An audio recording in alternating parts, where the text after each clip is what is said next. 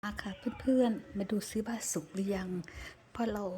เบรกประมาณ1 ชั่วโมงเดี๋ยวนะคะ Hi guys, welcome to my channel and today I'm going to make dinner and it is really easy and inexpensive สวัสดีค่ะเพื่อนๆทุกคนวันนี้พี่ติ๋มจะมาทำกับข้าวอาหารฝรั่งนะคะให้คุณสามีทานค่ะซึ่งเพื่อนๆก็เห็นใช่ไหมคะว่ามีแค่นี้ซึ่งไม่ได้แพงเลยนะคะเมนูนี้เราก็มีพี่ติ๋มใช้โรสแมรี่เพราะว่าเราปลูกเองที่บ้านเก่งไหมคะแล้วก็เบลเพปเปอร์ออยเนียนแล้วก็ออเรนจ์พอเทโต้แล้วก็หมูนะคะแล้วก็แผ่นอันนี้ค่ะมาค่ะเพื่อนๆเราเริ่มทำกันเลยค่ะ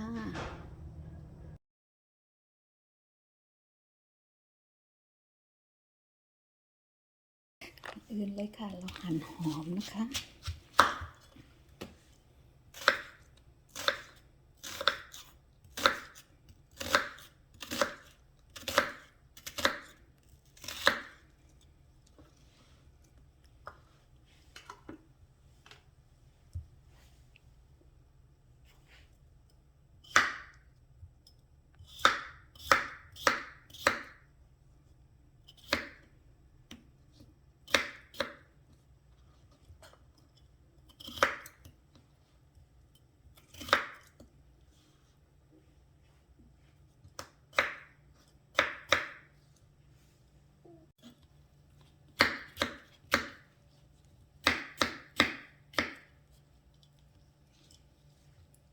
พริกอันนี้หวานนะคะเพื่อนๆ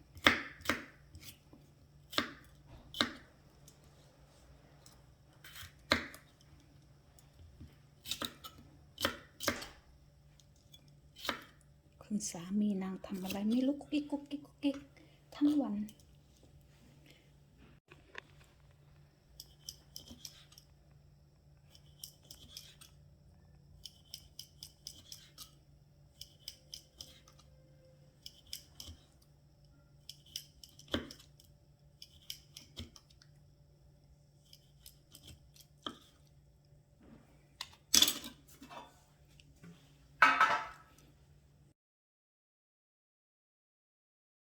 มาค่ะเพื่อนๆหมูมาแล้ว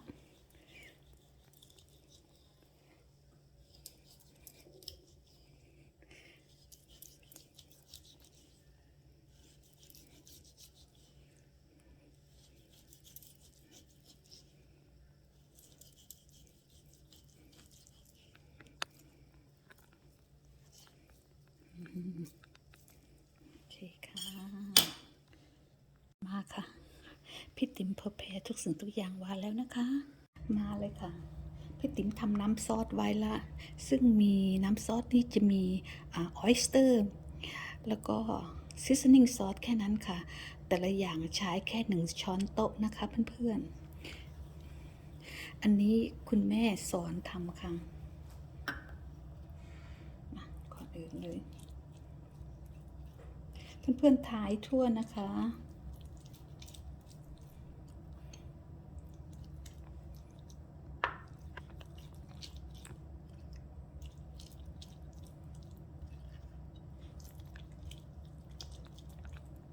ส่วนรสชาติเพื่อนๆสามารถปรุงแต่งเติมแต่งเองได้นะคะถ้าชอบแบบไหนก็แล้วแต่คน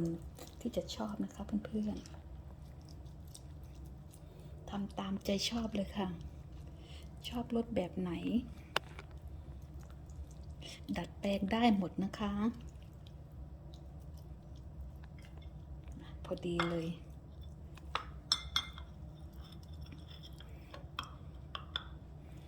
มาค่ะ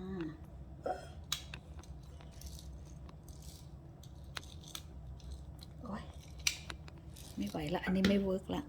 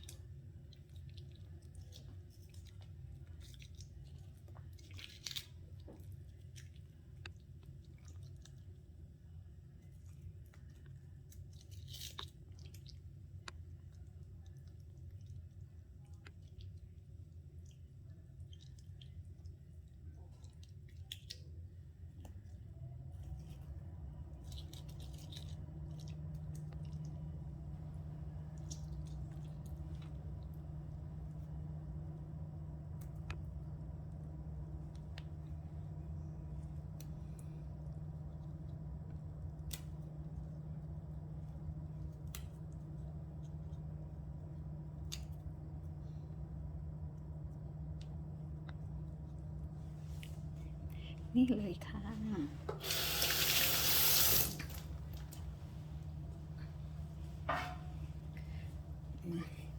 ส่วนกระทะเรา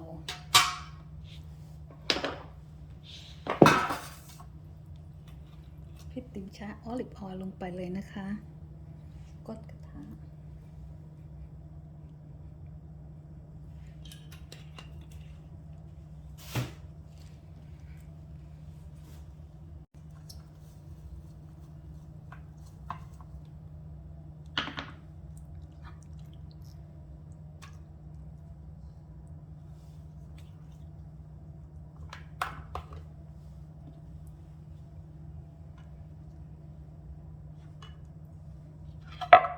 เดี๋ยวกลัวเพื่อนๆเห็นไม่ชัด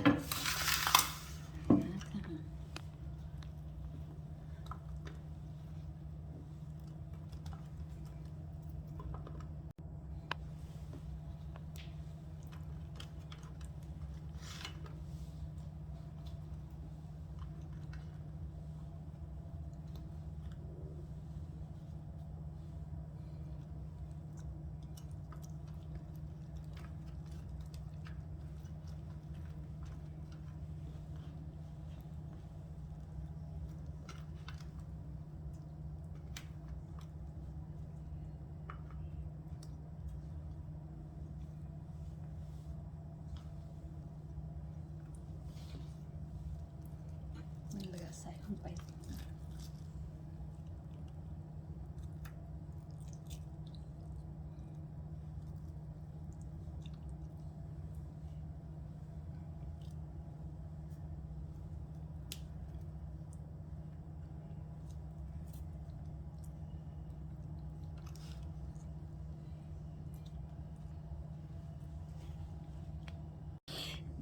เป็นไงคะเพื่อนๆดูสวยงามไหมคะเราจะเบกประมาณ365นะคะ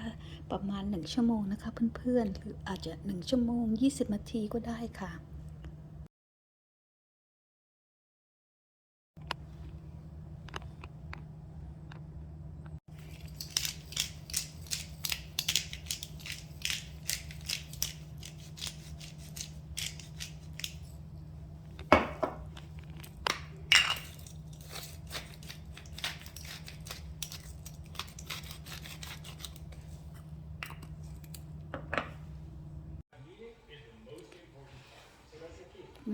20 more minutes กัน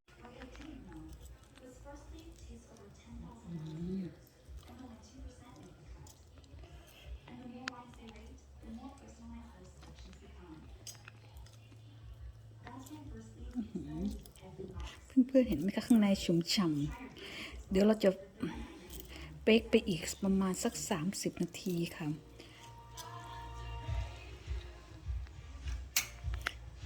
อยากให้มันสุกมากๆให้สุกกว่านี้ที่จริงสุกแล้วค่ะแต่เราต้องการให้สุกกว่านี้ค่ะไม่อยากกินแบบว่าไอ้นั่นเท่าไหร่ค่ะ